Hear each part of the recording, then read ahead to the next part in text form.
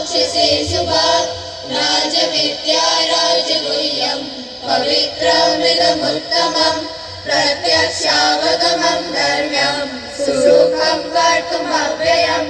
अश्रद्धदाना पुरुषा धर्मशस्य परन्तप अप्राप्य मां निवर्तन्ते मृत्युसंसारवर्त्मनि मया ततमिदं सर्वं जगदव्यक्तमूर्तिना मत्स्थानि सर्वभूतानि न चाहं तेष्वस्थितः न च मत्स्थानि भूतानि पश्य मे योगमेश्वरम् भूतभृन्न च भूतस्थो मम